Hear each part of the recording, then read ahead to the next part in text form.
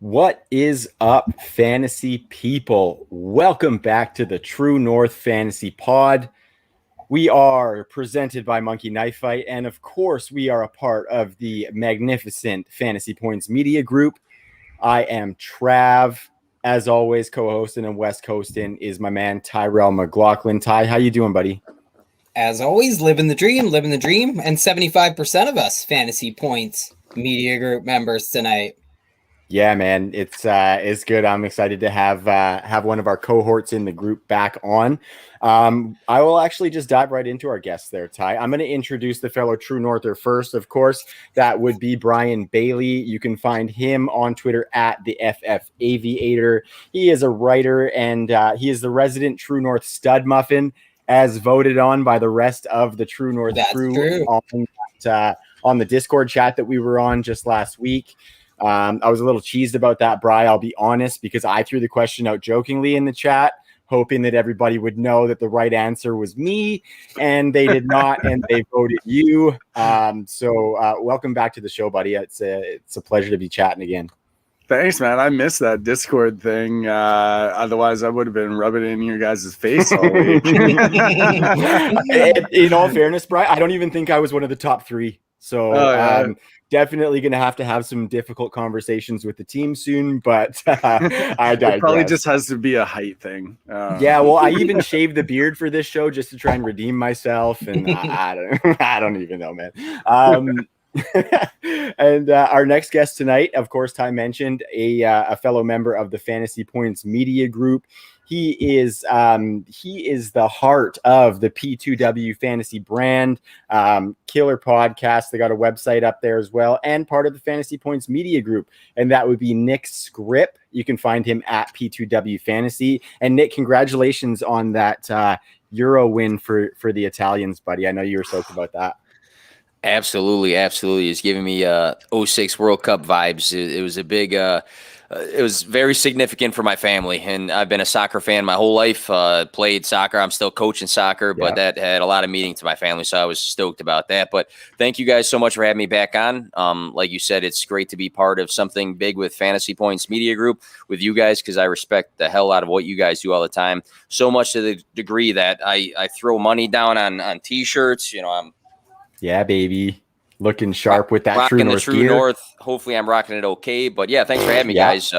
Just got done with my own show. Happy to be on yours, and I've been excited about this all day. Yeah, man. That show that you're talking about is Script to Ships. That is with Steffi Smalls. And I believe, correct me if I'm wrong, that's at 4 o'clock my time, which is Western, and you are Central, so that'd be 5 o'clock, right, Nick?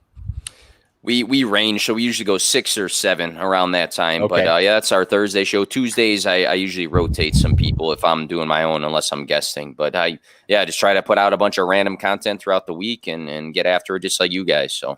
Yeah, man, you're a busy dude, man. Twitter, you got that site going. You got 2 shows a week. You're posting a bunch of really cool stat graphics and stuff from the Twitter account and whatnot. So it's good work. And like you said, the Fantasy Points Media Group is awesome. And with that, I just want to let any listeners know that if they want to go and sign up at fantasypoints.com, we have a promo code 21TrueNorth10, and you can get yourself 10% off of one of the best deals on the market as far as fantasy content subscriptions. They just put out good stuff. They got elite analysts. They've got top-notch content covering all bases, all formats, everything you could want. I was digging in a bunch of their stuff for my notes for this episode in particular, and all other episodes really. So thank you to them for having us as a part of the group, and go over to fantasypoints.com. 21TrueNorth10 is that promo code to get 10% off and get a winning edge on this fantasy season. So with all that yapping from me, Ty, I'm going to pass it over to you. As is customary, you always give us the episode rundown, and then I figure you're going to want to pitter patter and get at her. Yeah, for sure. And I'm super pumped to have Nick. Actually, what's your promo code for Fantasy Points, just in case people are here listening because of you? Hey, if people are here listening because of me, I still want them to use your guys, and it's on the screen. Dude. So I'm not even going to plug mine. We're on your show. This is your promo code. But again, happy to be part of the same big brand with you guys. No, but I really do encourage everybody to check out the P2W podcast. It is second to none. So is the gear. You guys have some swag gear of your own as well. And you're a great Twitter follow, top-notch football, baseball, and basketball guy. So kudos on that and everything. Thank you. Made some good calls last time we had you on, which is the most important thing. If you ask me, and Bry Guy, always a pleasure. We've been on the mic quite a bit lately, actually. We did a win totals episode, I think, like a month ago, and we did an FFPC draft, a week or so ago. That can be found on YouTube. Not in the podcast feed. That is a web exclusive, ladies and gentlemen. So only on YouTube, but just because we screen share and it's just not as enjoyable on the podcast waves. But tonight we're gonna accomplish a lot on this episode because we're doing risers and fallers. So we're gonna dish, dozens of player values. We're gonna decide whether or not we agree with these ADPs, and we're gonna look at what we have to pass on to draft some of these guys. We'll analyze the trajectories. Are these guys going to continue to ascend up boards, or are they going to settle pretty close to where they're going in fantasy drafts right now? So we're looking pretty much at the last 60-day range too, because theoretically players shouldn't have moved all that much. That's a couple weeks removed from the NFL draft and everything. And not to toot our own horn, but a lot of these guys that are going to come up, we were saying they would be rising up draft boards, Trav. So it's one of those things that we're going to digest now that we have observed that and see if the increase in value or cost is justified and determine, what the verdict is from this point on with some of these risers and fallers from fantasy drafts, because everything we do in fantasy is always in relation to players' values and where they're going in these fantasy drafts. So I've broken up most of this by positions. We'll do some running backs, wide receivers, and a few tight ends. But all of these players are going to be top 5 risers or fallers among all players at all positions inside the top 3, top 5, or top 10 rounds in FFPC drafts. So let's get rolling here. I am actually going to kick it off here, Trav, with so I'm going to start with running back risers. I get to play running back good cop, and then you can come in and play bad cop on these backs. So first up is the first back off the board in the 2021 NFL entry draft, Pittsburgh Steelers, Najee Harris. Najee Harris is going as the running back 11. Don't look now. He's 17th overall off the board in July drafts. He's going ahead of Joe Mixon in a little battle for the highest drafted NFC Northerner. Rookie Najee Harris is also being drafted ahead of some of our favorite sophomore backs like Antonio Gibson, Clyde Edwards-Helaire, DeAndre Swift. But you also have him going behind guys like Aaron Jones, Nick Chubb, Cam Akers, Austin Ekeler, Zeke, Jonathan Taylor. So we're getting pretty high up there, Brian. Do you think Najee Harris can creep up any more, or is he going to settle in that mid to second round back end RB1 status? And are you fine with him there? I'm totally fine with him there. Actually, I personally have him as my RB9 going into this year. And, I do love him. Part of that might be a little bit of my bias, being a Pitt fan. But I love his opportunity going into this Pittsburgh Steelers offense. They love to feature one running back typically over the years, and he's going to get volume. I think he's going to get upwards of 300 touches going this year between his work in the passing game, and he's a really good catcher of the football. It's not often that we see that from like a bigger back, but once you get the ball in his hands, he's really elusive. I think it's going to be really good for Pittsburgh as well. They're hopefully not going to be as one-dimensional going into this year. A lot of people are worried about him because of that offensive line in Pittsburgh. But you know what? Last year we had running backs that came from bad offensive lines. Like you had, Austin Ekeler had one of the worst offensive lines last year. Robinson out of Jacksonville, look what he did behind one of the worst offensive lines. And if he's going to get the volume and the work in the passing game, you okay? Man on, Brian. No, I think like just to get you back on track in case you lost your train of thought there, like Joe Mixon is somebody that I brought up who, Najee's going ahead of, and he has a lot of the similar drawbacks with the offensive line and things like that. But do you see Najee getting more pass catching work than Joe Mixon or something? Or is it just straight up more touches? Better offense? I think he's going to get more touches in the passing game for sure than Joe Mixon. Like at the beginning of last year, we were seeing Mixon get a lot of touches. It was only those last 2 games before he got injured that they actually started working him into the passing game a little bit more.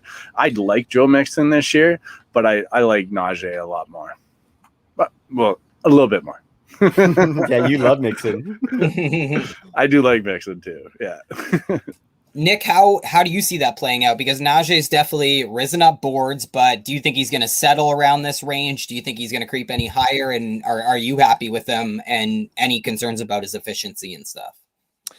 I think that the closer we get to the season, maybe the ADP changes slightly, but I think that he'll probably be around the same top 12 ranked running back as far as where he's being ranked and all of that. But I'm super excited about the guy. I'm with Brian. I'm very high on him. We've seen historically guys like Todd Gurley, Zeke, Kareem Hunt, Saquon Barkley all be top 9 backs. And we know what happened last season, so we don't have to dig too much into that. The big knock, Brian touched on it as well, is the offensive line. But looking at an article I found from PFF, they ranked the Giants offensive line is the 21st offensive line in the season, following Saquon Barkley being the RB1. So offensive lines have an impact, but if you judge your whole fantasy outlook on an offensive line and what everybody's saying and beating a dead horse on it, I think you'll shy away from true value in what a guy brings to a system. You're looking at a Pittsburgh Steelers team that wants to establish the run. They couldn't run the ball last year. They did nothing but throw. I don't think that they're going to bring Big Ben back with the same mentality to overuse that arm. They want to establish the run. I think they want to be an offense that does both things. And similar to what Brian said, volume is king for running backs. We see so many committees and we see so many teams where you're not entirely sure how many touches a guy is going to get on a weekly basis. But Najee Harris, year 1 rookie season, is going to be on an offense that wants to run. Give him all the work because nobody else should really fight him for that. And also, this offense is going to be in good field positions, which is going to increase red zone opportunities and opportunities for attention not to be on him in the passing game and the others in the system. So I'm really high on this guy as well. And I think that year 1, he's going to be one of those running backs that, like I said before, Gurley, Zeke, Kareem Hunt, Saquon, Jonathan Taylor, these guys that come in are top 12 right away. Yeah, I love it. I'm also very high on Najee, and I just am left to wonder what that means for the weapons in the passing game, just because the Steelers have been 3 straight seasons under 1,500 yards rushing as a team. They scored the fewest fantasy points at the running back position last year. So there's a lot of upswing coming in that department. I wonder how it affects the weapons in the passing game with Matt Canada coming in. The mandate is just clearly on improving that run game. Bry Guy mentioned Austin Ekeler, which I thought was interesting because, his offensive line was pretty shitty last year, but it has certainly made some improvements over the offseason, some very big improvements. And almost at every turn, Austin Ekeler has been a winner this offseason, and he is one of the biggest risers in the FFPC drafts over the last 60 days. He's going in the first round right now, Nick.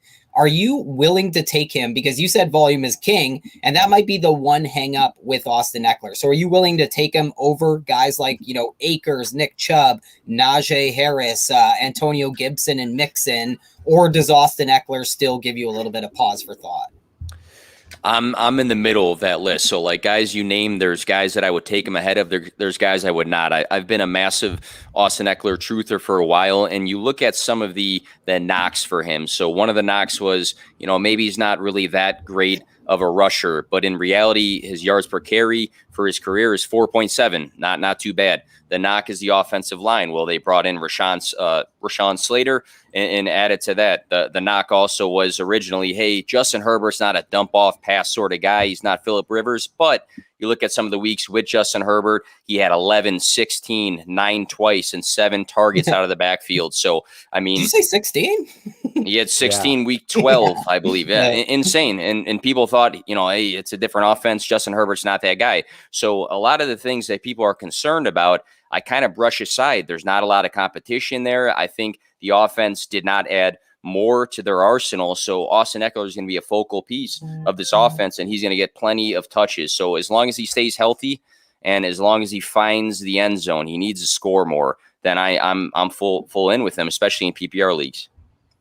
Yeah, being squeamish on Ekeler, it reminds me of like dissecting a 0 running back team. Like, people will be like, I want Ekeler to have more carries per game. I want that floor there. And it's like, yeah, it's like when someone looks at your running back 0 RB team and they're like, I really like that roster. That's a really good roster, but you're a little weak at running back. It's like, yeah, no shit. It's a 0 RB team.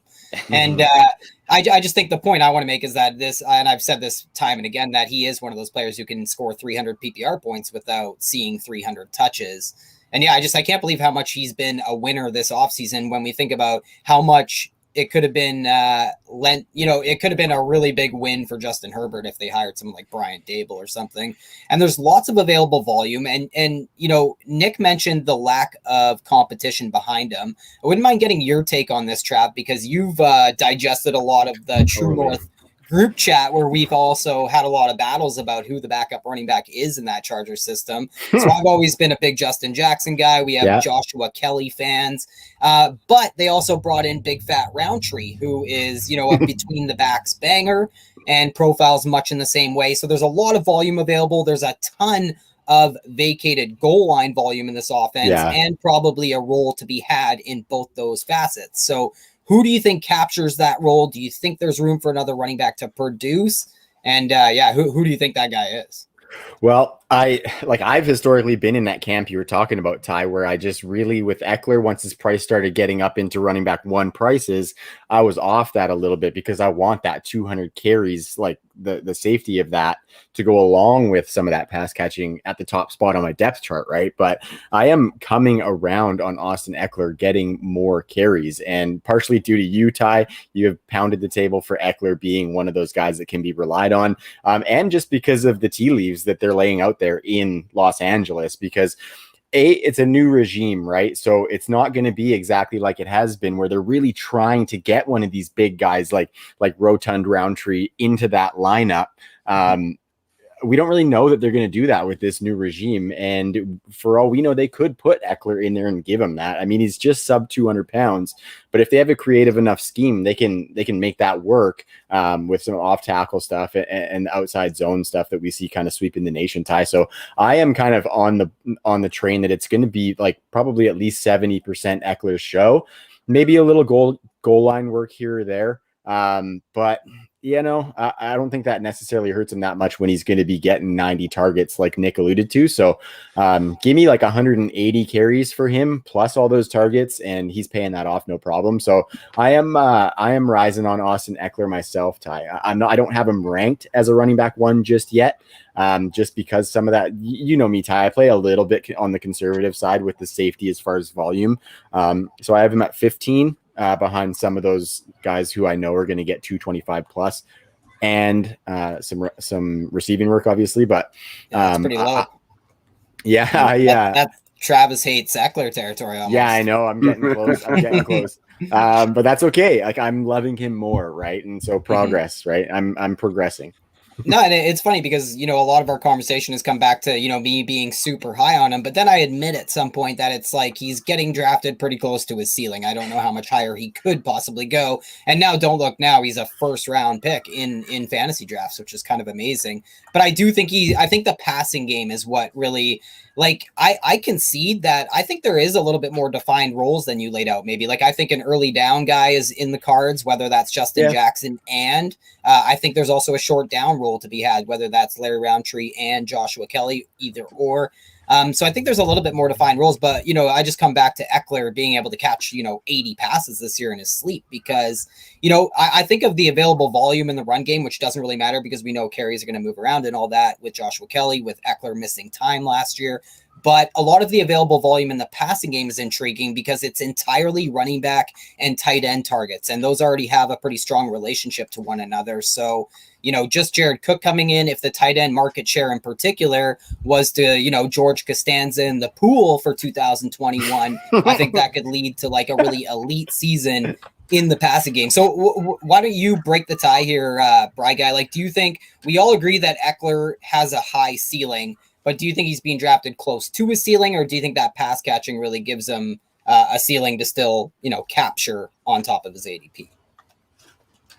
He could be being drafted at his ceiling, but I think he's also being drafted pretty close to his floor just with the work in that passing game. He's going to be used in that passing game. And those, we all know the stats. Passing catches are worth more in fantasy than rushes, and you look back in 2019 when I know it was Rivers dumping off to him, but he only had 132 rushes that year. All of his points came in the passing game, and he was the number 4 running back that year. If he's getting work in the passing game, a little bit of rushes, you throw big old Roundtree in there, or Jackson, or whoever you want to do to spell him on some of the short yardage work, I'm fine with that. I don't care. I still think he's going to be easy top 10. So I'm taking him all the time. People are scared of what's different and the unknown. And that kind of describes Austin Ekeler's ascension, explosion out of nowhere. And I think it would really do well to describe Antonio Gibson, who is going very high, the running back 12. So I guess right behind some of the guys we're talking about here, I guess that would be right behind Najee Harris. And he's going ahead of guys like Aaron Jones, Joe Mixon, Clyde Edwards-Helaire, DeAndre Swift, J.K. Dobbins, Chris Carson. So people really like Antonio Gibson. And trust me, I was as high as anybody in the industry during the draft process. I got the receipts, as the kids say. I did a quick hitter pod on him. That's in the podcast feed somewhere. He was getting all these Ty Montgomery comps. And I remember saying that if Ty Montgomery was David Webb, then Antonio Gibson was Jason Bourne, because he's just a freak. But even I didn't predict that he would be able to acclimate to an NFL offense so quickly and become this prototype running back that we were all hoping for, right? So our concern was kind of, was he going to be able to do some of the normal running back things coming from Memphis after just playing one season before converting from tight end or from wide receiver? Like he even went to the combine as a wide receiver, which was a massive disservice because he was pretty much tested out the same as Jonathan Taylor. He just didn't get the same hype. But then he comes in as a rookie, and Antonio Gibson was a total prototype. Like he accomplished things that we totally had questioned him being able to do in year one, like the short yardage situations, the goal line role. And this guy had a nose for the end zone, to say the least, at Memphis, but that certainly panned out in year one. He had 10 touchdowns. That was just one of 4 rookie running backs to do that in the last half decade. And he was the running back 5 overall in fantasy weeks 1 to 12 last season, basically before his injury. So quarterback play is set to improve. Defense could be even better with someone like Willie Jackson coming in. Nick, do you think Antonio Gibson is set to get unleashed in 2021? Because we have to justify him as like a high second round draft pick now. I have a tough time with Antonio Gibson, and I think he did great things in limited touches. I mean, 47% of the touches in his 13 full games, and we know that he lit it up. You mentioned the numbers across, I think, 1 through 10 or 12, RB1, 10, 11, and 12, we saw those glimpses of him being the best running back for a few weeks in a row.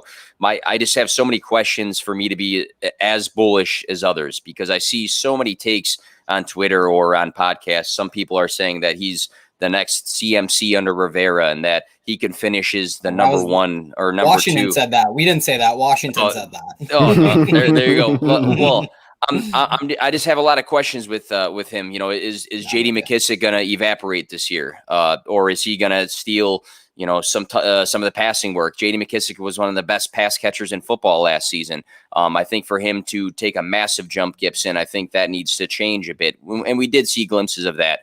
We know that they added Curtis Samuel and Ryan Fitzpatrick's at quarterback. De'Ami Brown is on this offense now. So I wonder how these added pieces kind of shift around what Gibson's role is going to be. We know he's going to be the lead back.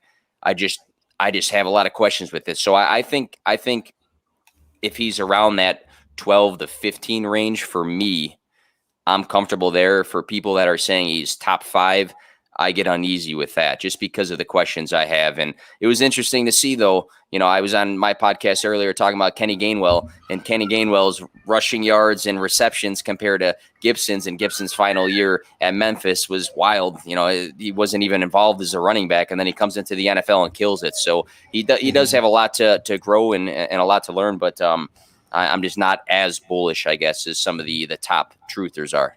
And I think the biggest difference with me between Ekeler and Gibson is Gibson's very unproven, but Gibson is also huge. Like, he's prototypical size, you know what I mean? So I really like Najee big. Yeah.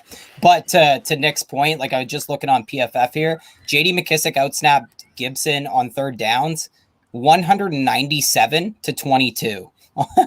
Like, that is like, we need J.D. McKissic not in on third down. Yes. Like, under 50% of the team's carries when healthy. Gibson saw just 9% of the team's targets. That is really frustrating. So, if you're asking for a RB1 season, you definitely need some of these numbers to really improve. What we're not asking, a guy we're not asking for RB1 seasons from is Gus Edwards. Bry guy, you were somebody, you've been pretty high on Gus Edwards. I just noticed you keep drafting him in your fantasy drafts that I'm in with you. And it's probably because he's going as running back. He's going pretty late in drafts. I actually don't have it in front of me, but he is going behind. He's going right around running back 38 right now. Yeah, that is cheap. So are you thinking that he has like an RB2 ceiling, a guy who's going as like a RB4 right now? Or do you think he has like big handcuff ceiling? Like, what do you see his range of outcomes playing out as? I don't see him being an RB2 unless there was an injury to J.K. Dobbins. But Whoa. What? Don't say that. I'm saying unless there was an injury. Sorry, carry on. No, but even in last year, I mean, J.K. Dobbins edged him out in the touchdown department. But the rushing, actual splits of the shares, I know J.K. was a little slow to the game being a rookie at the beginning, but over the season, it was really close in the rushing attempts. Gus Edwards had 162 attempts to J.K. Dobbins 153. Similar yardage. J.K. Dobbins was a little bit higher. Gus Edwards still was getting 5 yards per carry. I know J.K. Dobbins was number 1 in that department. With 5.8. Yeah, Gus is over 5 yards per carry in 3 straight seasons. Yeah, he's really efficient. He's got a good work ethic. The team loves him. They just signed him to a long-term extension, and I think if anything were to happen where he would have a bigger role, he'd be definitely in that RB2 conversation. You're getting him at a running back 38. Price tag. I heard Ian Hartitz talking on the PFF podcast that he had him lower down in his handcuff tiers or whatever because he thinks that Justice Hill, baby. Justice Hill is gonna get in there. I don't think. Justice Hill might catch a couple passes, but Baltimore isn't throwing to the running back that often. I know they've said they want to get JK used in the passing game a little bit more this year, but if Gus was to take over that backfield, I don't think there's going to be much competition, except for a few spells. And then I think he's the type of guy that's going to really push your fantasy team over the edge. Yeah, and Gus has 139, 140, and 153 touches across his 3 seasons now. And obviously we've seen, the Ravens have the 2 best rushing seasons as a team since the 70s, the best one ever in 2019. But Nick, who is the goal line back for the Baltimore Ravens? Is it one guy? I mean, you're going to see Lamar Jackson frustrate J.K. Dobbins managers at times, I'm sure. But Dobbins was very efficient in the red zone. He went 8 touchdowns for 28 attempts. So that's 28.56% touchdown percentage in the red zone. So you look at Dobbins, 8 for 28. Jonathan Taylor is an example. He went 9 for 48. So he had 20 more attempts in the red zone than Dobbins and only 1 more touchdown. So the efficiency is there. And I think when you've kind of gained that trust in the red zone, I still think it's Dobbins, even though we've seen Gus Edwards get plenty of touches all over the field and he just got extended. So they want him to be part of this team. But when a guy is that good in the red zone, I think it's got to be him. It's got to be him. Gus Edwards, 24 targets in 43 games. So that's a big, he's lacking that category. But like Brian said, this is one of the cases, me personally, where I'm drafting this handcuff. I'm not a big handcuff drafter, but we know the offense runs a ton. I'm not comfortable flexing him on a given week.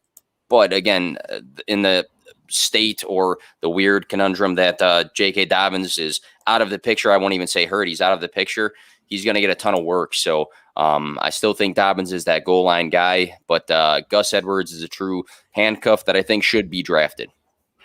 Ty, just really quick, I want to just kind of add to Nick's point about JK in the red zone. If you look inside the 5 last year, JK scored on 7 of 8 attempts and Gus scored on 3 of 9, which was actually a really good season for Gus because the previous season we've talked about how bad he was in the red zone. He was 0 for 6. For the record, yes. I said did, yeah. Last offseason, can we not call this guy the bus because he can't steal a guy's name who was literally the best touchdown scorer at the goal line in NFL history, and he is literally the worst ever.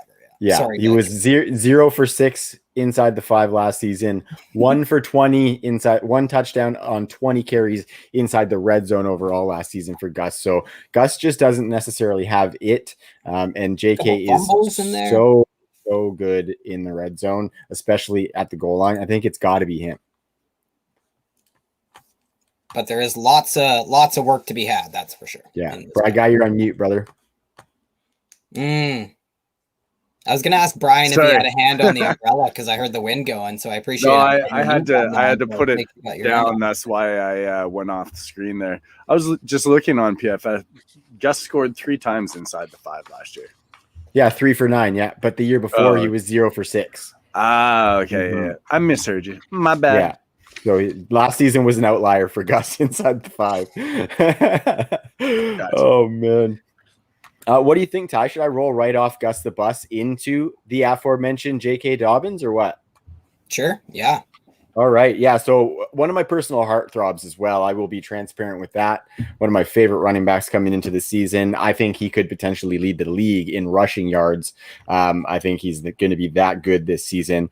But if you do want J.K. Dobbins, obviously, there's not going to be a ton of pass catching work, and you've got to let the AK spray in the 3rd round for J.K. right now. So it is fairly pricey for a running back who isn't going to give you that pass catching upside. Going as running back 17. He is ahead of guys like Chris Carson, David Montgomery, Miles Sanders. And then a little bit further back, you've got Josh Jacobs and Travis Etienne. And then he's right behind some guys like Aaron Jones, Ty's boy, Clyde Edwards, Helaire, and DeAndre Swift. So I think that's a little bit of a testament to how you can still get Aaron Jones at a value. I'll say that. But I think, it's a pretty good spot for J.K. Dobbins. So Nick, I want to start with you. At that 3rd round price, would you pay up for the Dobb Goblin, or is that a spot that's a little bit too steep for you? I'm with you on the faith that he's going to be very fantasy relevant, just because I think that we saw the yards per carry. He paced the NFL in yards per carry. He paced the NFL in yards after contact. I know that the sample size wasn't as great as some of the other running backs, but again, I think look at the state of the offense and what they want to do. They want to establish the run. I think that this offense is going to score a lot of points. I think they're going to have a lot of red zone opportunities. And let's say the passing work gets a slight bump.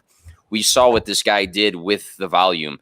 RB 10 weeks 13 through 17. So he's a top 10 guy when he's getting some volume. Give him more volume this coming season. Even if Gus Edwards snipes some carries, I think you should be optimistic about him. I think that he's going to be highly involved in this offense. And I think coming out of college, you knew that this guy can do a lot of different things as far as catching the ball and running the ball and being efficient in certain areas of the field. So I'm with you on being optimistic. I think that some of the guys that he is behind or ahead of, I think the guys you listed, I think it's kind of appropriate, but I think that his ceiling could be much higher, like you said. Yeah, for sure. And I think the cool thing about J.K. Dobbins is I think his rushing work is going to be so efficient that he could still potentially get into that top 12 if he had 40 targets, maybe, just because of the explosiveness that he's going to bring. Because even if he's not getting 75 targets, obviously you give him 35 catches, a bunch of those are going to be big plays. Some of them might be touchdowns. So I think just the efficiency that he's going to bring in that offense is where that avenue lies for me to see him hit top 12. Brian, I'm curious about you though. Would you pay up for that 3rd round price? And are you comfortable with him as the running back 1 on your team? No, I'm not paying up. No, he's, you know what? He could finish the season there.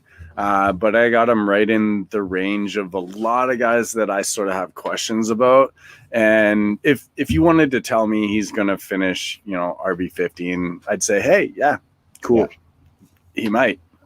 I got him closer to the RB 21, but I know I'm going to hear flack about it because he is a guy that a lot of TNFF guys really like. There's arguments to be made though. You need him to be Derrick Henry to be, you need him to be Derrick Henry, have a 2,000-yard season almost to be a top 5 running back because he's probably not going to catch 25 passes. Yeah. But I think, we've talked, Trav, about how this is kind of a unique year where big cluster of these running backs, it's like a race to 30. Who catches 30 passes? Akers, Jonathan Taylor, Nick Chubb. There's a lot of these guys that I'm very confident in. And, we could be making similar arguments about JK. And just back to the point about the, I do anticipate not only him being the goal line back, but an uptick in volume. 5 straight games to start his rookie season, he was below double-digit touches, but 11 of the next 12 games, he was above double digits. He got hot towards the end of the year, and it was a bit of a down season for the Ravens. So we'll see how Greg Roman and that, I'm not confident necessarily that they're a super good team to bounce back. I hope they do, but I think J.K. Dobbins is enticing if you are desperate to get a running back because he kind of marks the end of that tier. But I think he's an arguable guy, whether you have him off the cliff in the running back dead zone or before that cliff in the running back dead zone. For sure. And I think he's right on the cusp of that as well. And Brian, I'm not going to scoff at arguments against it because I can totally see that. But Ty, you mentioned it, he only had 134 carries last year. And so, with that, the Jackson 5 rule, he upped that. He was over 6, like Nick was talking about. He was on a Nick Chubb level as far as PFF's breakaway percentage. Those are the only 2 guys in the league who hit 40% for a breakaway percentage. And so that's percentage of their yards gained on plays of 15 plus yards. So he was breaking off big ones all the time. And I think a lot of that is to do with that offense and Lamar Jackson being that he had the most yards before contact and top 5 in yards after contact and before contact. And I think he's the only back in the league that can say that. So it's hard to do, Trav, because the team's doing it for him and he is adding and doing that as well. You know what I mean? If he's getting 3 yards before he gets touched and then that speed, he can be at 85% speed by those 3 yards or at least getting ready to accelerate like that. So I'm all for it. And I think, that 3rd round price is really nice, especially I'm a little bit sketched out with him being at the top of my depth chart. I can totally see that. But if I can get a running back in the 1st round and have JK as my running back too, that's an ideal start to a draft for me. So I am with it, fellas. This next guy, you were talking about him a little bit earlier, Ty, as well, going around some of the risers that you were talking about. And I think it's very curious how hard this guy is falling. And that would be DeAndre Swift in Detroit. Shout out to our buddy Nate Williams, Nate_FFL. He's in the chat and he is a big Detroit Lions fan, so shout out to him and the Swift love. But yeah, JK's going as the running back 16 right now and 28th overall, so he's going just ahead of JK Dobbins and some of those other dudes that I mentioned with Dobbins. He's actually going 7 spots behind Clyde Edwards-Helaire right now is DeAndre Swift, and I thought that was kind of eye-opening for me. Brad, real quick, what do you think about that 7-spot gap between those two? Do you think you would take DeAndre Swift at that 7-spot discount, or would you go Clyde? Clyde. Let me pull up my rankings here. Yeah. I have Clyde at 50 and I have Swift at 16. So you could take either one. I kind of like Clyde's situation. I would rather attach myself to a good offense. And I find right where I have Swift is where I get into my guys of like 6 question marks. I was talking about that with J.K. Dobbins, right at around that 15 to 21 range. But I'd rather attach myself to Clyde. Swift, he's got a great offensive line, coming into this year. PFF has them as the offensive line number 10. But people are going to say, I'm going to go to Swift and Hawk. The team's going to be bad. I don't know. I don't trust that coaching staff. I don't trust the situation. He's attached to Anthony Lynn. Anthony Lynn's talked up Jamal Williams. And I just, people are talking about Swift and always they want to get him because he's going to have all that passing work and everything. But everybody's talking about Houston. No one wants anybody from Houston. I'm not saying you should go out and draft David Johnson. But if you look at it, their projected win totals is like 0.5 different. Houston's at 4.5 for the year for Vegas and Detroit's at 5. Wow. These guys are crazy. Both teams are going to be bad.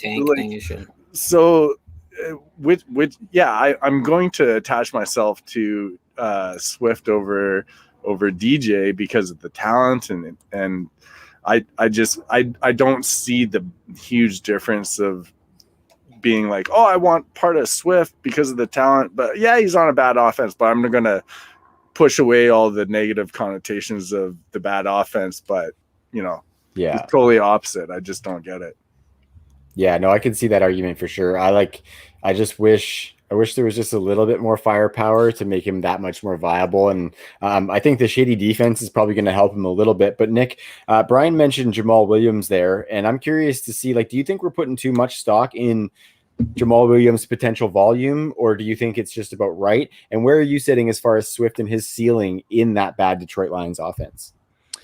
I'm not super concerned about Jamal Williams. I think in the previous season, if you were not concerned about him with Aaron Jones, you shouldn't be concerned about him now. Anthony Lynn, I think, is going to have this Ekeler picture. I'm really sold on it with DeAndre Swift. My big thing with him. So I had this graphic I threw out. It was of running backs 2016 through 2020. So running backs who had 60 or more receptions 2/3 of the time finish as a top 12 running back for fantasy that year. So if they had 60 or more receptions, they were top 12, 66% of the time. I see that for DeAndre Swift. I'm extremely high. He's like if I had to stamp out a my guy, I'm a Bears fan, so it's a weird thing. But if I had to stamp out a my guy, it's DeAndre Swift because I think that there's a clear opportunity, and I think it's very realistic that he can catch 70 to 75 passes. I really think he can. And I really think that behind a great O-line, even in a bad offense, a guy who is extremely talented, in my opinion, I thought he was the most talented out of this draft class. I think behind a good O-line, and I think for the ceiling of a 70 reception season, I'm going to have him within my top 12, and I'm going to be extremely high, and I'm outside of the norm for him. But you look at how efficient he was. We talked about efficiency with J.K. Dobbins and Antonio Gibson. This guy scored 8 touchdowns on 114 rushes. He had an 80% catch rate. He was top 10 in yards per reception. I think he's a do-it-all back. And when I see Anthony Lynn, not a big fan, but I think somewhere in his head in camp, he's going to have these flashing Austin Ekeler lights. He's going to say, hey, give this guy the ball in the passing game. They don't have a ton of pass catchers. The wide receivers are super sketchy. We don't know who's going to be the number one wide receiver. We know that TJ Hawkinson's going to get his. But do not be surprised. Again, like I said before, if DeAndre Swift catches 70, 75 balls. So I'm going to be extremely high on him because of the talent. Even though the situation is bad, it's a bad team, but it's not a bad offensive line. It's not a bad competition for targets, and it's not a bad talent. So I'm really all in on Swift. I mentioned you guys as long as I get to talk about my guy Swift, I'm gonna be happy tonight. So I can talk all night. I as a rookie in limited time. Like, exactly. I don't think that was crazy. Bold of a prediction. That was like crazy. 13% of the target share. He was 13th in total targets amongst running backs, 10th in receiving yards. He's top 10 in NFL history in catches and receiving yards per game by a 21-year-old rookie running back, by the way. Mm-hmm. So I really like Swift. What he's done is very predictive to future success. It predicts a very successful career arc. And just one thing on the Houston-Detroit debate, because I actually think that's a really strong argument. The only difference is that the Lions have 603 available opportunities, targets plus rushes. The next highest is 577 with the Falcons. No other team has more than 430, and the Lions have 603 with their two best players still on the team in Hawkinson and Swift. Yeah, but they got Perriman. Yeah. Two wrong guys, the two biggest fans I know. Yeah. He's gonna be the guy who catches all three of Jared Goff's catchable deep targets, man. I swear. It's gonna be him.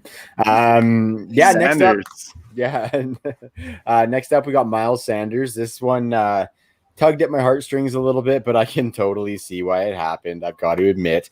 Myles Sanders is now going as the running back 20. Going at 38th overall. So just in like the top quarter of the third round, he's going ahead of Josh Jacobs and Travis Etienne. And he's going a full round ahead of guys like Mike Davis, Myles Gaskin, and Javonte Williams. So I think that's a pretty decent little tier, but I'm curious, Ty, let's start with you on this one, buddy.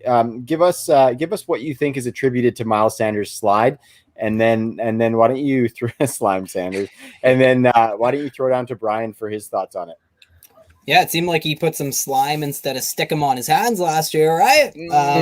Drops don't matter, man. No, you know that, like Trav, and it's funny, like the value still hasn't shifted too much. So my Sanders over Jacobs is still going strong. Same, buddy. To this day, so we like that, but. Myles Sanders has a lot of problems.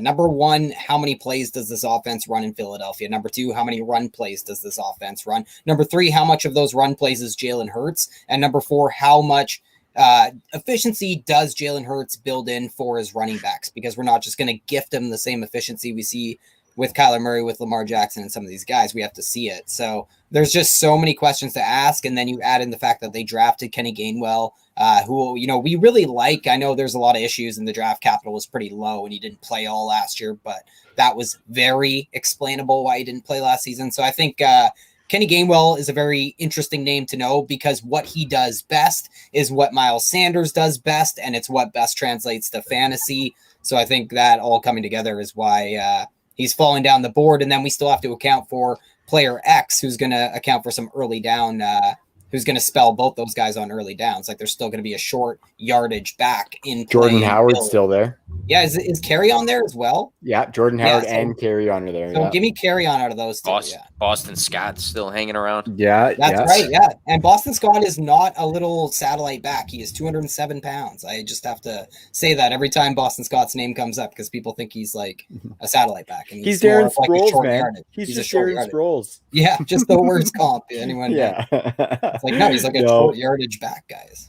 Yeah. And I can come around to that too. It's really interesting, the additions. Like they went out and they traded for Kerryon Johnson, and I've been a lover of Kerryon in the past. I don't think he's going to have a huge effect on it, but Myles Sanders isn't your Najee Harris sized back that's going to be taking these 250 carries. So like the role that he fits into is one that's a little bit ripe for the picking to be in a bit of a committee. So I like what you said there, Ty. I think what we could see is a little bit more efficiency maybe in Jalen Hurts providing that, like you said, with some more RPO and stuff and some lanes opening. And I think what's going to be an improved offensive line. But Bry Guy, what are you thinking for my man Myles this season? Are you buying at running back 20? Or are you selling that? That's sort of right around where I have him. I have him in that group of question marks for me. Yeah. Ty laid out a lot of the key points that I had to talk about. But last year, before his injury and in the games that he did play, he did see a 76.3 opportunity share, which was number 6 in the league. They were using him when he was in the games, He was number 18 in fantasy points per game. I can see the hesitation on people with not knowing how that offense is going to run with Hurts and stuff. But I do think people are making too much out of last year's, 54% catch rate, when I think it's his catch rate. We saw him be able to do it real well in college. That too. was Carson Wentz and an anomaly, because he was like one of the best pass catching backs in the league. He was over 70% the year before. I think that's more the norm. I don't expect it to be like last year. So I think his slide in ADP has to stem from the questions in the offense more than the talent. For sure. So Nick, I'm going to hit you with an either or. Okay, Miles Sanders or Javonte Williams. Man, that if Javonte is starting, if Javonte is a starter day one, I think I might go him. That's fair. I probably would too. I'm talking today. Let's go Myles Gaskin or Miles Sanders. I still, I've spoke highly about Gaskin, but I think I might take Sanders. Okay, what about Travis Etienne? I'll take Sanders still. Okay, and Ty mentioned Josh Jacobs. A lot of people hate on Jacobs. I'm going to be against you guys. I might still go fair. Jacobs. That's fair. I think it's just the pass catching is the only differentiator, because Jacobs is like a much more secure runner of the football. Even with Drake in there, I think he still got that. Okay, this one's going to tug on your heartstrings. Miles Sanders or David Montgomery? I'm gonna go Monty, because I think he's going to be highly involved in the pass game still. Yeah, so you're kind of right around there as well. You would probably have, just kind of gauging by that, probably in that running back 20. So I think the price is fair for Miles Sanders right now. Like, I think he has some upside on that, but I think a lot of things would have to go right. So, and thank you to our man, Coach Craig, for letting me know that Carry-On was actually claimed off of waivers. He was not. And it does make a difference if you're analyzing who the running back 2 is there in short yardage situations. Like, it probably will go to Boston Scott, who knows the offense. And was he even around? I don't think he was around when Doug Peterson was there, though, was he? Yeah. Who, Boston Scott? Yeah, was he around there? So he knows like the system coming in as well then, because Sirianni's will look a lot like Frank Reich's and all that. Mm-hmm. Yeah, and I think that could be a boon to the entire offense, is that a lot of players are very familiar with this system. And so I'm excited to see what that largely unknown coaching staff is going to be doing. And on my to-do list, Trav, I have check out Hurts pass catching for running backs. So I want to go back to Alabama, Oklahoma, and see what that running back market share looked like. I would like to see that. Yeah. So you should hop to that to-do list, Ty. No, I'm kidding. Ty has he has an extremely long to-do list. He's always thinking of new stuff to cook up. So it's appreciated when you toss that out for us in the chats and on Twitter, Ty. I'm going to go through this one a little bit quicker, just because I want us to try and get in some more of the stuff here. Myles Gaskin, we just talked about him a little bit. And we've been liking us some Myles Gaskin as well. He's going as the running back 25 right now, going in the 5th round at number 56 overall. And he's right around guys like Javonte Williams, Kareem Hunt, and Chase Edmonds. Sorry, I got my girls are at the door right there. Hopefully everything's okay. I thought you were blowing kisses goodbye to Miles Sanders' market share or something. I thought that was for us. I thought that was for us for a second, but I mean, it's your kids. Yeah. So, Nick, why don't you tell me, like, would you have Myles Gaskin in a similar tier to those guys I just mentioned in Etienne, Jacobs, and Sanders, or do you think he's a little bit of a step behind those guys? You said 25, right, for the ADP. I think it's fair. I mean, some of the other guys are around that. I think you mentioned Hunt and Etienne. Those are guys that are going to be potentially fighting for some snaps at times, regardless of Etienne if he takes the full snaps. But my one question for Gaskin, he was super, super good in the passing game, and I wonder if that is still going to be as good this season, just because they added some more pass catchers in Fuller and Waddle. I wonder if he's going to get the same sort of work. Was he good for fantasy this past season? He was RB16 before the bye, so absolutely. But I think in that mid-20s range is probably fair. Is he a guy I'd like on my team? Absolutely. They didn't add a guy in free agency. They could have went after Fournette or Aaron Jones. We talked about it, I think, on this podcast of free agency. It's in the feed, and that is a lot of still green information pre-NFL draft. We were all, especially Nick, singing the praises of Myles Gaskin as a buy. Nailed that one, Nick. Yeah, I'd love to have him on my team. I just don't know if he's going to be that like RB 15 guy, but can he be very relevant in fantasy? Absolutely, and he's a guy you can get for the low. So I'm about it. Yeah, man, I like that. And Ty talks about Gaskin and how he has this pass catching role locked down. And I looked into it today, and Gaskin played in 4 games that Tua played a majority of, soaked up 12% of the team's targets. And I think that's definitely adequate for him to probably do a little bit better than that running back 25 with some of the goal line work that he had last year. Malcolm Brown might have something to say about that, but I think Gaskin's going to get his, provided that they keep this running room as is. So I definitely like that. Lynn, so if you look at Tua's top receivers on the season during his entire time, Mike Gesicki was first with 29 catches. Lynn Bowden was second with 21. Jakeem Grant was fourth with 21. Lynn Bowden had 27 catches. So 21 for Jakeem Grant, 27 for Bowden, 29 for Mike Gesicki. So running back, all these catches are coming low average depth of target. I think the offensive line is kind of the X factor for this offense. If they can protect Tua, then he can deliver these deep balls to Will Fuller and to Jalen Waddle. If they can't, then they're going to go a lot to who he's more comfortable throwing to. And he's fine dumping it off, I think. Absolutely. Sorry, not to cut you off, but I'm just saying with those guys that can extend the field, might help Gaskin as well, because I don't think that they had that availability this past season. So, I mean, if everything was kind of a short defensive scheme, now you can extend the field. It might open up even more lanes for Gaskin. Yeah, 100%. I think that's going to be a big piece of his production this season for sure. So, Ty, why don't you fire into those wide receiver risers, my man, and let's get moseying and try and get some of those guys in. So I have the wide receiver 21 in ADP since July 1st, 56th overall on the FFPC and best ball drafts, Jamar Chase. Me and Bri, we seem to talk a lot of Cincinnati Bengals wide receivers when we get on the mics together. So I'll go to Nick. What do you think about Jamar Chase starting to get on the rise here, Nick? He's going right behind guys like Tyler Lockett. So Tyler Lockett is going behind him.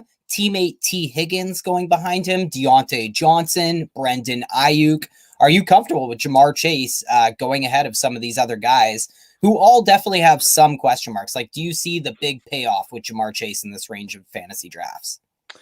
So out of that list, not Deontay Johnson, but I can see him ahead of some of these other guys. We saw the Bengals this past season, 3 wide receiver sets on 82% of offensive plays. We also saw a lot of guys we did not expect to do so well in fantasy. Jefferson, CeeDee, Claypool, and Higgins all do super good. So, I mean, if people want to jump early on the shot that he becomes one of these guys from this past season, a top 28 wide receiver, I'm for it, because we know the talent is there. We know that he has the alpha wide receiver ability. He's reuniting with the guy that made him lead the league in receiving yards and lead the league in receiving touchdowns back in college. So I think if people want to be ahead of the curve after seeing some of the rookies from this past year, I can't fault him for it. Nick, do you think he is that talented? Like, do you think he's one of the best wide receivers we've seen come out in, say, the past half decade? I think I do.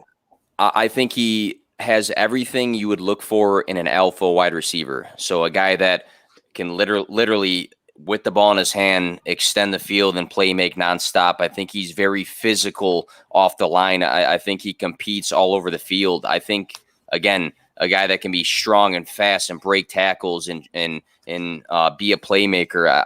I agree with you, Ty. I really do. And I think, you look at some of these wide receivers as rookies and what they offer. You look at a guy like Chase Claypool. What did he offer last year in comparison to T. Higgins? It's different things. And I think for a guy like this, he's complete. So why not jump ahead of the curve and kind of reach on him? So do you think T. Higgins kind of turns into a more Chase Claypool type of option for a fantasy team? Like, do you think he's going to be a more volatile option in 2021? Or do you think, because you mentioned the 3 wide receiver sets and over 70% of the targets have already gone to wide receivers in the Zach Taylor era, so do you think there's room for both T. Higgins and Jamar Chase to pay off their ADPs? And I could even throw Tyler Boyd in that mix. And everybody, by the way, knows how me and Brian feel on this issue. I'm interested to hear what you guys have to say, because I'm not saying all of these guys being able to pay off their ADPs. Like I think whoever you take from this Bengals wide receiver room, you're going to be pretty happy with. And the one guy, I'll plug the one guy before I let somebody else talk, but Tyler Boyd, wide receiver 11 when Joe Burrow was healthy. And everybody wants to say that he's off in the desert somewhere and he's like not really draftable at his ADP. And I think he's kind of a steal, because I think this offense can support 3 guys. We saw 3 guys in other systems be relevant last year, and I think that's the same case here. But I'll let you guys talk more on that. Nick, we can be friends now. No, and that's all exactly what we've been saying, right? And you mentioned 3's the number. We saw a few wide receivers leave Cincinnati in the offseason. So, we have available volume that we know we can distribute in this system, this pass-happy wide receiver funnel offense. So it's very exciting to see somebody like AJ Green go out the door, even though he's one of my favorite wide receivers ever, but he left so fucking much on the table last year. And that leaves them top 10, the Bengals, in targets, market share, targets inside the 10-yard line available. Almost 1,800 air yards from last season are gone. That's almost 40% of their air yards. Speaking of air yards, I'm going to move right along here. The air yards team to buy this year is going to be the Dallas frickin' Cowboys. CeeDee Lamb is going, though. It's not a secret. He's the wide receiver 12 in over 70 drafts from July on the FFPC. He's going basically at the end of the 3rd round now, which really surprised me because I guess I've been missing on CeeDee Lamb a little bit. I missed on him in the Scott Fishbowl after taking Dak early, but he hasn't gone later than 43rd in any one of those drafts. So what are we doing here with CeeDee Lamb, Brian? Are you taking him number 1 over Amari Cooper, his teammate, who he is going ahead of now? Are you taking him over guys like Allen Robinson, who's going right behind him? And what do you think his upside is? Like, is he the end zone guy here? Is he the volume guy? Wow, you had me for the loop. I had him down just pulling some ADP. I thought he was going later than that, but no, I can't take him over Amari or Allen Robinson. As much as I love CeeDee Lamb, he was my favorite wide receiver coming out last year. When Dak was healthy last year, we saw him be the wide receiver 11 through 5 weeks. We saw great flashes from him, but I can't take him over Cooper in that offense. I still think Cooper is going to be the alpha. I don't know how that whole wide receiver group's going to look this year. Last year we saw CeeDee play primarily in the slot. There's been coach speak talking about how Gallup's been working in the slot a little bit more. Is CeeDee going to play outside a little bit more? Is he going to be in the slot? I still think it's going to be a lot of targets and a lot of production for CeeDee Lamb, especially in that offense. They have a great strength of schedule. He's going to see some good matchups, especially if he's playing in the slot against a lot of those defenses. But I can't take him that high. Right now I think I have him as my wide receiver 16, which I thought was pretty high, but I'm not taking like that's not out. I'm not taking him inside the top 12.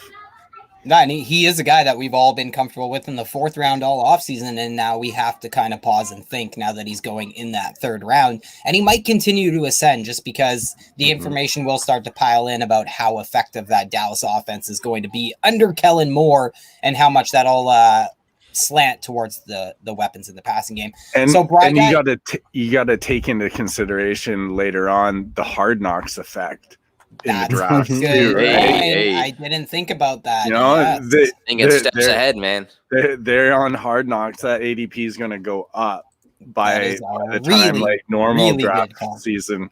I was thinking that for our question at the end of Risers and Fallers, but anyway, we'll get back to that later. So I'm going to go right back to you, Bry Guy, because this guy, if you want a full, good, comprehensive breakdown, check out the Dynasty Radar article that came out today by Brian on the True North Fantasy Football website, not the podcast. That's on the website. And that's Antonio Brown, a guy that we have been robbed having not gotten on Hard Knocks ever. What the fuck? Because we would love to see him on Hard Knocks and the opening. He was on the Raiders one for a bit.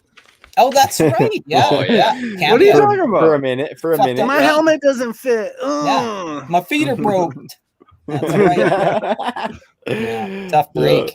So for all you kids out there, if you go into a cryogenic thingy, make sure you're putting on the special footwear. Make sure you take your booties. Yeah.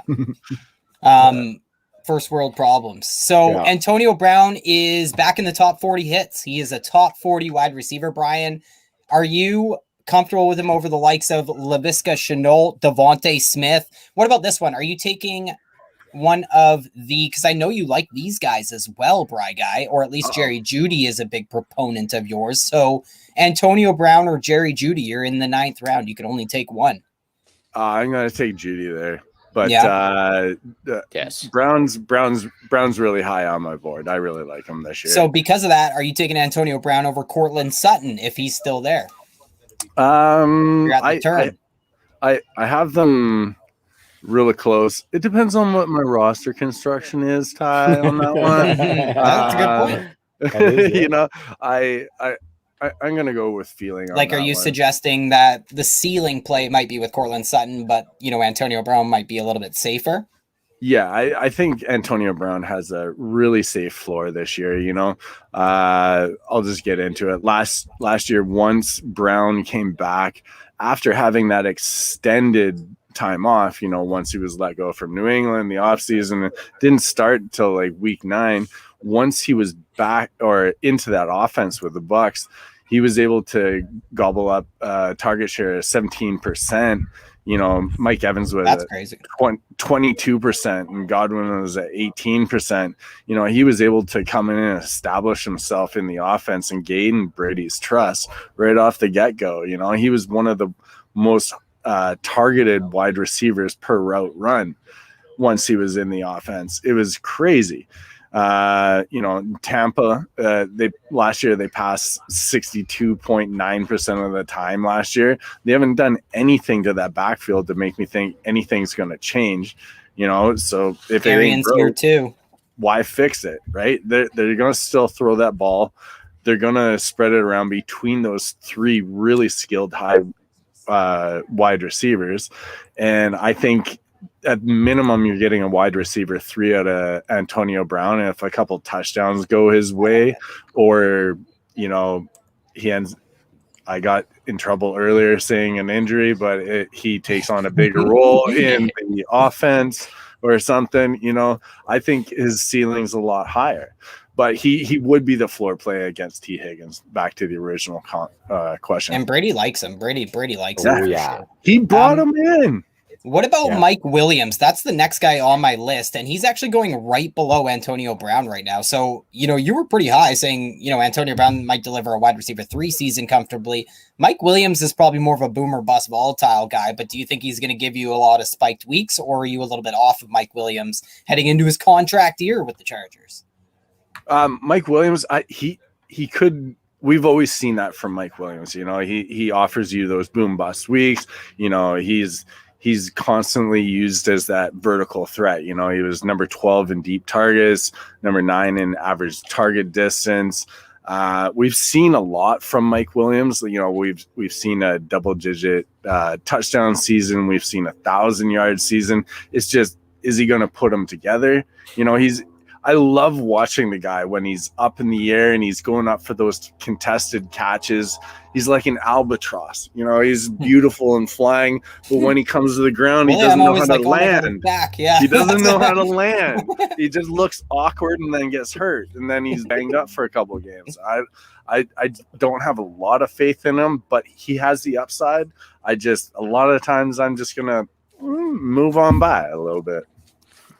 Nick, what do you think about Mike Williams? Like, are you looking at someone like Mike Williams, or are you going to take a shot on maybe a Miami wide receiver like Will Fuller or Jalen Waddle, who are both kind of falling and in that same range? It's strange because all 3 of those guys can have massive games, right? Just because they can open up the field. But with Mike Williams, he's never finished top 30, in his career for fantasy. I think I think he's that guy. I'm envisioning me in my home league. I'm projected a lot less points than the guy in first place, so I have to put a big upside dart throw in my flex spot that week. So I'm rolling with Mike Williams. But then when I'm in a safer matchup, I'm probably not. I think a lot of these games, you look at Justin Herbert's super good. You know, they're going to throw the ball a lot. But like you guys kind of already alluded to, can you expect this guy to score 14 points? Just 14 points on a weekly basis? I don't think so. You hope that this coming season he gets over 100 targets and that he can capitalize on the touchdown upside that he does have. But he's just not a comfortable player for me, just because we've never seen him be that guy that you can play on a weekly basis. So I'd say chasing a matchup, throw in Mike Williams. If not, you might pivot elsewhere on a guy that might be more consistent with volume and dependency there. Totally. And my problem with Mike Williams is the people going around him. Like I'd rather the Michael Gallup in case he is in the slot in Dallas. I'd rather Curtis Samuel in case he really does have that connection established with Fitz in the reuniting with the boys from Carolina. But the last wide receiver riser I have here is from your Bears, Nick. I have Darnell Mooney. And I know there is a ton of Darnell Mooney proponents. So we are keeping in mind this is a risers episode, right? So yeah, he's barely a top 50 wide receiver. I think he's the wide receiver 51 in July on the FFPC best ball ADPs. So not super expensive, but I'm suggesting this climb could continue throughout the offseason. And he's also going around a lot of guys I love, whether that's Elijah Moore, Russell Gage, Mecole Hardman, a lot of guys that are also designated as fast risers at this point of the offseason. So, Nick, weigh in on any of those guys, but let me know what you're thinking as a Bears fan for Darnell Mooney heading into 2021. Yeah, so on a quick note of who he's going around, it depends on your draft. I mean, if Elijah Moore, I'm the biggest Elijah Moore truther. If he's on the board and it's Darnell Mooney, I'm not thinking twice. Even Russell Gage, I like a lot. But if you go down the list and you're weighing things out, does he have the opportunity to be the wide receiver 2 on this offense? 100%. 100%. We're not talking about Anthony Miller or Javon Wims or anybody else, Riley Ridley in this this offense. But you look at a guy, I had to be careful there. Three games with 16 plus fantasy points this past season, but he had 11 games under 10. 23% of the balls thrown to him were off target. We saw the clips. He was overthrown, underthrown, all over the place. Bad. Justin Fields will elevate this guy because you go to YouTube and you type in Justin Fields highlights. You'll see him, like, obviously he's running the ball and things like that, but the big arm, and that's key for Darnell Mooney. So exactly. So can he beat the wide receiver 51? I think absolutely. If this offense is improved through Justin Fields and he is getting balls thrown to him in deep, but again, like, we can all say, hey, this guy can be 10 spots better. But you have to, in your draft, kind of weigh out, well, who's going around him and who will I take first? A lot of people have been super high on Mooney. And even as a Bear fan, I'm not as high. But again, it just depends on your draft. So you're there on draft day. You're thinking Justin Fields with Darnell Mooney. This can be a good thing. But, you know, Elijah Moore's right there. So if that was me, I'm like Elijah Moore. So it just depends. Depends on your draft. Who's going around him? He will be better than wide receiver 51, I think, though. Yeah, totally. Especially in certain weeks. And you're right, though. There is a lot of even other names like, you know, Marvin Jones. There's veterans like Corey Davis. There's guys that I like going in his range. And I've given the stat before, Trav, but I just have to every single time that it comes up, because even if you're not a Justin Fields fan, just remember that it won't be Mitch Trubisky, right? So if I look at 161 qualified quarterbacks going back a half decade who had 25 plus deep ball attempts on PFF, 160 of them completed at least 20% of those deep ball attempts, except Mitch Trubisky, who completed just 18.2% of his deep balls last year. So they were the definition of prayer yards, if there ever was one to be defined. Like, if you want that picture beside prayer yards, it would be 2020 Trubisky. And what's his face wouldn't have been much different. Big Dick Foles wouldn't have been a much different result, I don't think, if I was to dig up those stats. Mm-hmm. Ty, you could probably do just as good if you could throw it that far. Thank you. You guys are nice to each other on this podcast, man. I like that. I like that. Yeah. Right on, Ty. I'm going to get into the wide receiver fallers, but really quick, I do just want to mention another one of our sponsors, Monkey Knife Fight.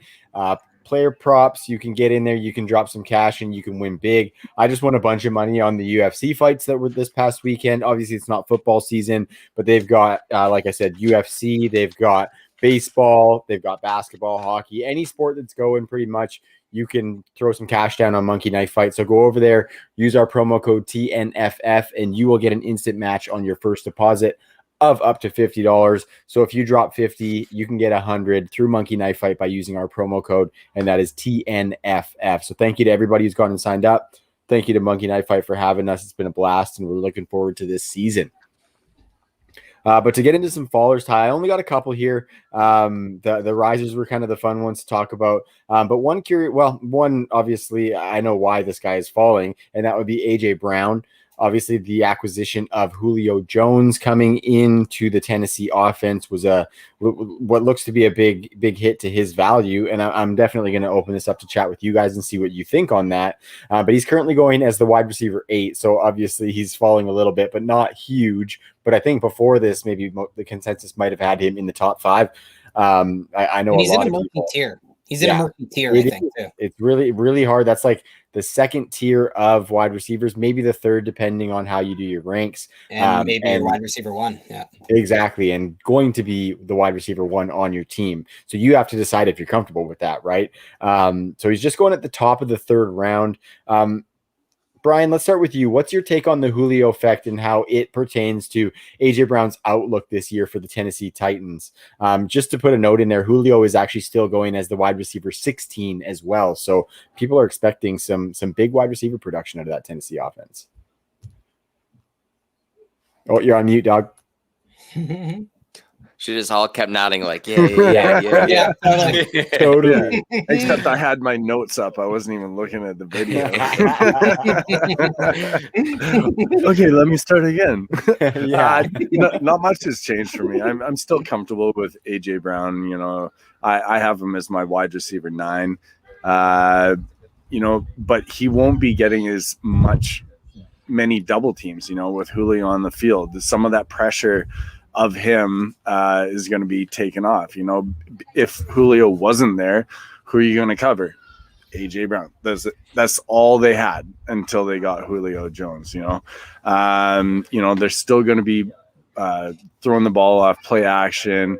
He's not going to be a high volume guy, but the offense has never been high volume, and AJ Brown's excelled just on his efficiency. You know, I can see both him and Julio having around 100 targets, but AJ Brown having more yards, being a more of a yak guy, and I think AJ Brown's going to have more touchdowns than Julio because, you know, Julio doesn't score touchdowns.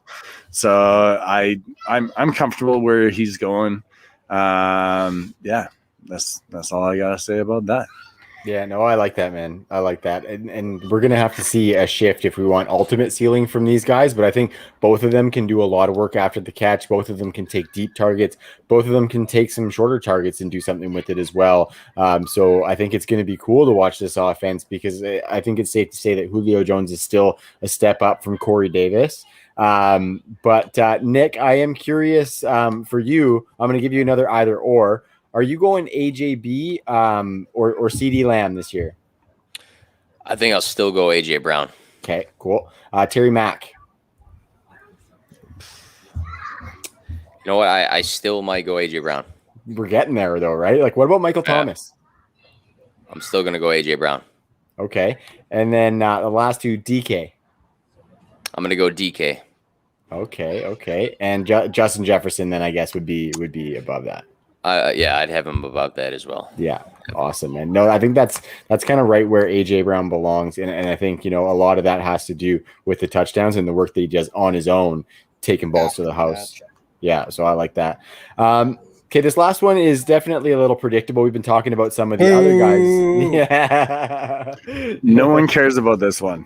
Okay, so you know what? I'm going to take that consensus being at where we're at with our time, and I'm moving on to the tight ends, boys. I'm taking the tight end risers. Enough of these fallers. I'm ascending, folks. Let's send it, okay?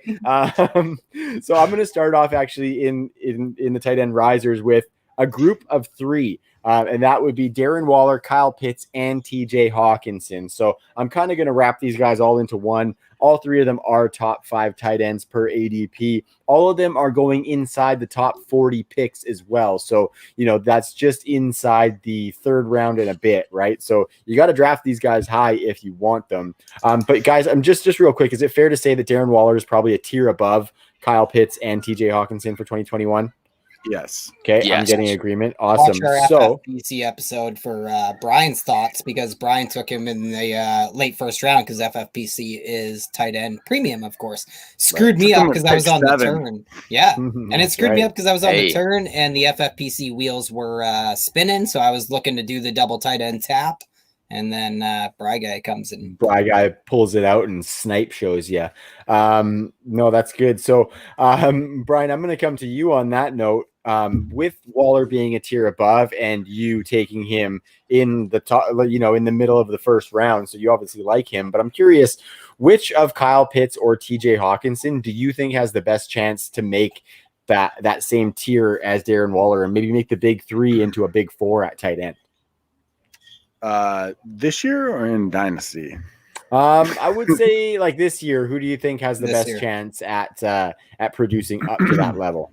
I think it's going to be Kyle Pitts that has the best chance, and I'm sure Smokey and Dan and everybody else that is listening is now not going to lynch me. But Coach Craig might, because like I said earlier, I have no faith in that Detroit passing game or offense or franchise. But Hawkinson's still my tight end 5, but I do have Kyle Pitts as my 4, and I think he has the highest ceiling. He's a great athletic prospect. It's just whether we're going to get that the best rookie tight end season of all time, and Travis Kelce, Zeus, and godlike season that everybody's projecting for Kyle Pitts, but he definitely has the highest ceiling. Yeah, for sure. I think he has Kelce like ceiling for sure. And is it Kelce or is it Kels? Guys, did you see that on Twitter? Yeah. Did you see that? I'm not doing it either. I'm saying Kelsey as well. You can't tell brother Kelsey. You can't change it now. Yeah, it's the older brother you got to listen to. Yeah, exactly. You probably got a couple lollipops that people night. You can't trust people named Travis, man. I'm telling you. Good point. Nick, I want to tap into some of your tight end philosophy here, because seeing that all these guys have to be drafted in the top 40 picks, you're spending some serious capital and maybe sacrificing elsewhere on your roster to do so. So are you drafting these guys at cost, knowing that you have that advantage in your tight end spot, or are you still comfortable letting them go, building up the other spots? Like, how would you attack it? Or is it maybe case by case?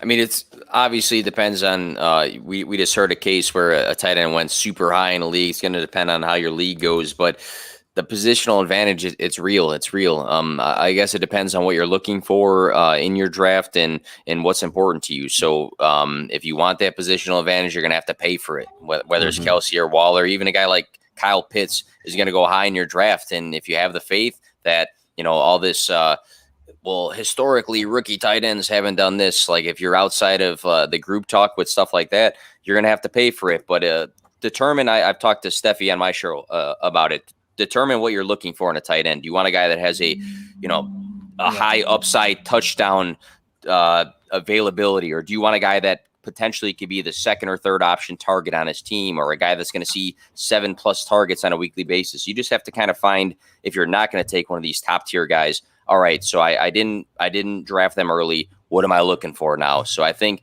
individually you're going to have to start establishing your own, what am I looking for? Because if Ty wants a high volume guy and I want a high touchdown guy, we're probably not going to draft the same, and vice versa. So establish your own what you're looking for in a tight end if you're not grabbing one of these guys. But for me, I'd be all for it. I'm in a keeper league in a home league, and I have a bunch of studs. I took second. I got sniped for a dub for the championship, but I'm for sure keeping Waller because I know next season for my 3-person keeper league, I have an advantage. So again, person to person.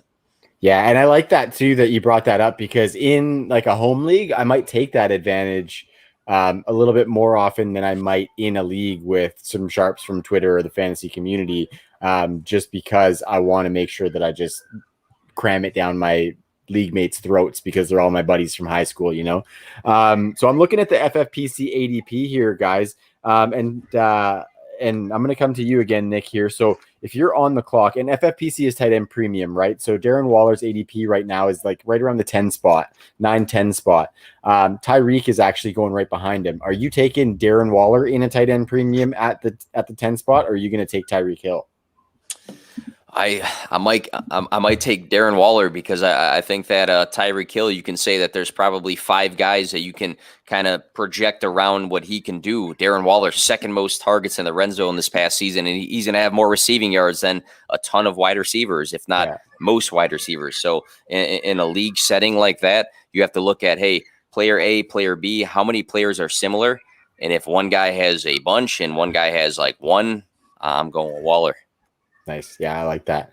Ty, I'm going to come to you to top this tight end segment off here. The next 2 tight ends off the board after Kyle Pitts and TJ Hawkinson are Mark Andrews and Dallas Goedert. So I'm going to ask, would you put either of those 2 in the same tier as Pitts and Hawkinson? And do you think that either of them could maybe ascend into that tier as early as 2022? No, I think Mark Andrews definitely belongs in that conversation. He's been in that conversation the last couple of years. He's dominated not only just the market share, but the touchdown market share in Baltimore while Lamar Jackson's been starting. And I know Rashad Bateman comes in and threatens a lot of like the ultra monopoly that Hollywood and Andrews have split. So it's going to come down to me monitoring what's happening in that slot. But so long as Mark Andrews is still freed up to play a lot in the slot, I think Mark Andrews is significantly undervalued because of Rashad Bateman coming in. Mm-hmm. He has been the wide receiver 1 in that offense, and it's not even been close. Like Mark Andrews saw a little bit fewer targets than Hollywood last year, but obviously did a lot more with them. But he also had a down season along with that team. So if you're expecting a bounce back from Baltimore, you should be expecting a bounce back from Mark Andrews. And Willie Snead is gone, who was like a big hindrance for not just Hollywood playing in the slot, but Mark Andrews playing in the slot. So I think Mark Andrews is definitely that guy. Won't surprise me if he leads league in touchdowns when it comes to tight ends. And it wouldn't surprise me if TJ Hawkinson does either. Like I really like TJ and Andrews, because like I said, this is all in relation to where somebody's going in a fantasy draft. And Kyle Pitts is going to go a lot earlier than those 2. Yeah. And I think they have similar ranges of outcomes. I know Kyle Pitts has a lot more week to week, floor, I think, when it comes to 4 catches for 60 yards or whatever. But Hawkinson, like about 65% of their 10 zone market share is up for grabs. Kenny Galladay's gone. Marvin Jones is gone. They're going to not score 5 touchdowns. Like Jared Goff's going to throw like 20 touchdowns in 17 games. Sorry, Goff haters, but he's going to throw a couple touchdowns here and there. And TJ Hawkinson's going to score a shitload of those. So I really like both those players. And I think you're getting a good value on them. Dallas Goedert, I have no idea what to do with, because if you want to take him in that range, like I think he's way overvalued. Yeah, I think so too. If you are taking him in that range, you are saying that he is the number 1 option in that passing game. You're saying that Devontae Smith is probably overvalued in wide receiver 36 territory. And that's a lot of assumptions that we have to make. And then you're obviously assuming that Zach Ertz does get the fuck out of town, because we're waiting for that to finally happen as well. The problem is there's just no suitors. Like Buffalo seems relatively interested, but they're asking Philly to like eat all his salary, I would imagine. And it's just, if it hasn't happened yet, when the heck is it going to happen? Because camp is a month away here. So Goddard's the guy I'm fading in that range. Yeah. He's being priced as if Ertz is already gone. Yeah, right? I think that's kind of crazy too, because I think don't get the discount on Fant. Like Noah Fant has a lot of drawbacks as well. I just have, I love Drew Lock. Yeah. But it sucks because those guys are so talented. Noah Fant, Dallas Goedert have different skill sets, but both have very elite skill sets when it comes to guys to attach to for fantasy and dynasty leagues. Yeah, for sure. So I'm conscious of the time here. I'm going to go to our last question here, Ty. I'm going to cut the piss off on the tight ends here. The last guy that I was going to mention though was Gerald Everett, and I encourage anybody to go back to last week's episode because we talked about Gerald Everett a lot with Jeff Lambert, who came on from Going for Two, and Jeff is incredible, and we had a really good discussion about Gerald Everett. So definitely encourage anybody to go and check that episode out. Check out the Dynasty Radar that came out today. Hint. There it is. I like it. Nice. TrueNorthFFB.com. Brian wrote an article today. Well, he didn't write it today, but it was posted today. The last question that I've got on here, gentlemen, is to predict a player who will rise in ADP through camp and the preseason. So we've talked about a bunch of them, but I want you guys to give us somebody that you think could come up even further as we get that camp hype come in and we see guys in starting to practice and get into training camp and stuff. So Brian, let's start with you. Who do you think is a player that is going to rise in ADP through the camp preseason? Besides all of the Dallas Cowboys and Hard Knocks, I was thinking about it, and I was originally gonna go with Javonte Williams, but I'm gonna go with all of the Green Bay Packers once Aaron Rodgers says, "Ha, I'm kidding, I'm back, motherfuckers." So. Yeah, I like it. Everybody there in Green Bay is going to be a discount if you've already done your drafts, and they're going to be good. So, do I take Gus Edwards or AJ Dillon? AJ Dillon. Nice. Wow, I'm going Gus. I think I'm going Gus on that one with Aaron Rodgers back. We should call you Brian outside of the box Bailey for how outside of the box you're thinking some next level shit today, Brian. So thank you, buddy. First you had the Cowboys thing and now you're going Aaron Rodgers level. I love it. Nick, how about you, man? Who do you think is going to ascend in our ADP as we move towards the season? So ADP, I'm looking at the general population of fantasy players, and you get recent news. So I'm looking at three things here that people like. They like recency bias. So looking at this past season, who's a smaller name guy that rose to the occasion and was named the starter. I'm looking at people love rookies. They love rookie fever, and they also love starting running backs. So I think that the minute camp comes out and says, hey, day one, Michael Carter is our starting running back, I think a lot of people are going to flock to that because, again, they saw what James Robinson did once he was out of nowhere named the starter. I mean, we're talking about general fantasy consumers here. People love rookies and people love starting running backs. So I think he's like right around RB 31, 32 at the end. I wouldn't be surprised if a camp note comes out and says, day one, Michael Carter is our starter, and the fantasy casual just sprints and says, I'm taking this guy. I'm taking this guy. So that's my pick. Totally, man. And Michael Carter, for the ADP that we've been looking at, he's going as the running back 29 at the top of the 7th round. So he was somebody that I actually had listed as well, Nick. So I love that. Ty, you got any names there? Not really. I mean, there's guys that are rising and will continue to rise that we didn't touch on just because we've talked extensively about them. So I just wanted people to know that we didn't forget about Mikey D. We've just talked a lot of Mike Davis throughout the offseason. Trey Sermon is somebody that I'll continue to pound the table for, so I'll shut up about him today. But there is a lot of these guys, and you guys, you name the people, right? Like, focus on the teams. Think outside the box. Rookies are always going to move up. So it's definitely a case where you want to be buying these players now before they start to move up. But you also want to factor in how much of that's baked into their price. Like a Michael Carter, who you do have to take in like the 7th or 8th round. He's already moved up. Like we might have missed it is all I'm saying with some of these guys, Mike Davis included, right? Like these are guys that I just want to warn that we might have missed on, but it's a tough game. Tough game. Yep, absolutely. And there's nothing wrong with buying high in Dynasty anyways. Yeah, exactly. You gotta, hey Nick, you gotta play to win, right, brother? Always that plug though. Always. Couple names that I had jotted down. DJ Chark, Devontae Smith, Michael Pittman, and Mecole Hardman at the wide receiver position, because Mecole Hardman always rises up our ADP as You sure can't as death quit and him, taxes. man. You can't You quit know, him. especially if he continues to run as the wide receiver 2 in the Chiefs offense. And yes, Brian, I am ready to get my heart broken again by Mecole Hardman. And for running backs, all I had was Michael Carter, like Nick said, and then Damian Harris and Rashad Penny, I think, could be guys who rise up in ADP. So I love how that was encapsulated, fellas. And I really appreciate you guys coming on, because that's all we got for this episode.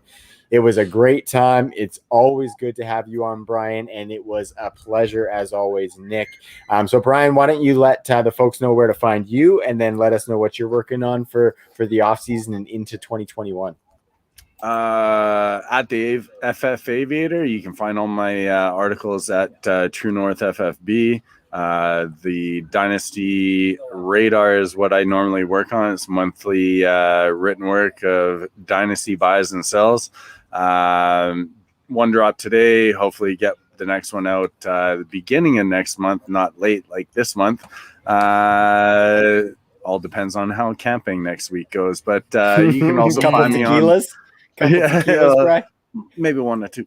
But you can also find me on the Bird app at the FF Aviator. I'm kicking around there.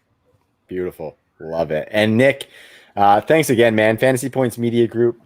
We are just humming along. It's been a good summer so far, connecting with you and all the other brands in there. We can find you obviously at P2W Fantasy, but let them know what you're working on. I think you got some people on the team over there too, so give a plug, my man.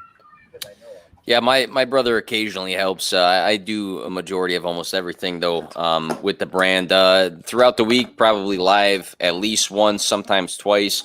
Throw out some articles, some infographics, things like that. I put some TikTok videos trying to stay young and stuff like that as well. But, just try to be diverse about things and stay active as possible. And this is the third time I'm saying it, but it's a pleasure being part of the Fantasy Points Media Group. I know this industry is like all about competing and getting likes and views, but I don't look at it that way. Like, I'm trying to do my own thing and be around good people. So I love being back on this podcast. I love being part of this big Fantasy Points Media Group with you guys, and respect the hell out of what you guys are doing. So thank you guys so much for having me back on the show.